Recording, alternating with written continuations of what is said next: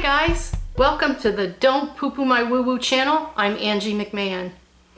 Guys, I was really excited when I saw my analytics and realized that half of you aren't even here in the US. So I just want to do a shout out and say hello to everyone in India, in Canada, in the UK. I mean, guys, honestly, I know there are billions of people on YouTube that you could be spending your time with, and you're here with me, and I really, really appreciate it. So in the words of the legendary comedian whom I love so much, Steve Martin, I'd like to thank each and every one of you for being here. Thank you, thank you, thank you, thank you, thank you, thank you, thank you, thank you, thank you, thank you, thank you, thank you, and thank you, and you, and thank you, and thank you, thank you, thank you, thank you, thank you, whew, and thank you. Seriously, guys, though, you allow me to do what I love, and thank you for being here to share this with, because I love doing this, which is kind of a repeat message for June. You got to do what you love. So here's June's Do What You Love video. Made a video about it. Like to hear it? Here it go. Also stolen from somebody else as a comedian.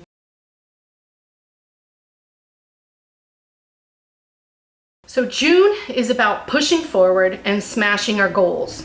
And if you're ready to roll up your sleeves and take action, June is going to be fantastic. For the candles, I like to use the white candle for every reading because it stands for purity. And I like to ask Spirit to give me a pure heart to give you the most genuine messages and give me aid in interpreting what I get downloaded. The other candles, the colors that they asked me to use this month are orange and blue, and these relate to the chakras. And right now I would like to apologize to my Indian friends if I mess up that beautiful Sanskrit word, chakra. I understand now that I've been saying it wrong, so I apologize. And while I'm at it, let me just go ahead and apologize to all my English friends for everything else that I say that's weird. All right, so the orange candle represents the second sacral chakra. So our focus should be on our creative expression and pleasure. In other words, do what you love. So the blue candle, we're asking to call in and represent our fifth or throat chakra. And that focus is going to be on clear and concise communication. And clear and concise, you know, kind of like not what I'm doing now. So I love numerology, and I'm sharing this now at the beginning of the videos, and I'm going to start doing videos to explain numerology because I find it fascinating, and maybe you will too. So the universal number date adds up for June. We're in a 5 universal year cycle. So 2021 is that 5 universal year cycle, which is an overall snapshot of the energy that the world is in. 5 cycles are about unexpected changes, freedom, we seeking freedom. You can see it all over the news. Big shifts, again, all over the news. It forces us to make important decisions for the entire year. So a 5, there are 9 cycles. So the 5 for the year is the halfway point between the 1 and the 9 cycles. So in the year, we have to decide as a whole planet if the world is moving forward or repeating the lessons until we learn them. June's date adds up to an 11, and then we break it down and add the 1 and the 1 to get the 2. So at the core, June is a 2-month cycle. And if you think about what a 2 looks like, it kind of resembles a person on their knees, head bowed in prayer. So the symbol of someone who wants to connect and find bigger answers and be in union with something greater, it's kind of what it looks like. So that's how you can remember the energy for the 2-month cycles or year cycles or even day cycles. It's about cooperation, being kinder and nicer to each other, and being open and receptive when we communicate. And that's what the universal number 2 is asking us as a global unit to do. So we can compare the universal numbers with our personal numerology, and to find out what your personal year, month, and day are, stay tuned because I'm going to do videos on that very soon. The lunations. The first lunation of the month is a new moon in Gemini coming at us on June 10th. And as we know, new moons are about making new goals and new plans.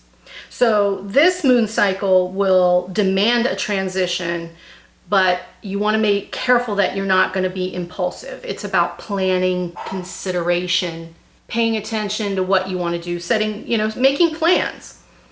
The Gemini energy is going to make it a lot easier to communicate that. So that makes it a good time to discuss with anyone, a boss, a friend, a relative, with something that you've been meaning to talk to them about. This would be a great time to do that during this moon. And this Gemini energy wants to be creative, so projects are a go. The full moon in Capricorn on the 24th of June, we know that full moons are all about shedding light on what's happening in our world, right? So full moons are a time for reflection. So honestly, sit down and take notes of what you've accomplished in the past month, and you'll probably be so proud of yourself. It's great for self-esteem. So write down what you've accomplished, no matter how big or how small. You'll have a strong need to have a greater purpose and do something useful. As we know, Capricorn is all about work and time and keeping track of what you do. So use this to get busy. Don't be afraid to dream big, but don't seek external validation because it's not going to help you get rid of your doubts. It's only going to hurt you. You have to trust your inner self. You have to trust your inner voice. So as you can see, we got some great lunations that are going to help us get motivated, get things going, communicate properly. We should have a really good, successful June if we get busy. So you ready for your personal ones? Let's go. All right, Aquarius, let's get down to business. Your focus this month is on firm foundation. So the triangle down here, the back is supporting all of the muscles, the spine, you've got mind, body, and spirit. Get these things in order. If you're not eating right, if you're not sleeping right, if you're not taking care of your mental health, these things are going to affect you even more so this month because things are getting more complicated. We have to focus more. So if we're not doing what we need to do to take care of our foundation, whether it's our home life, our work life, all of the things we have to deal with. And Aquarius, you guys are fast, you're quick thinkers, your minds are so active. But this month is about slowing down, check, double check, triple check in with yourself and be honest about what it is you need to focus on. And no avoiding, right? You got to get this foundation in order for it to be a fantastic month. This month should be amazing, right? We've got a lot of good energy. The lunations are in our favor. Anything we focus on is going to excel, but we just need to make sure that we have our ducks in a row. And for you, Aquarius, it's making sure you've got the firm foundation. If you're standing on pebbles with wet flip-flops, you're gonna fall. So check in on yourself. What's going on? Week 1, okay, right out of the gate. Week 1, we've got the devil. So there's something, an attitude, a mindset. It could be an addiction. It could be bad habits. It could be a person that we really shouldn't be around. This is showing up in week 1. You're having trouble with this decision, but the Fool here is saying you need to start over, all right? Go back to faith. Go back to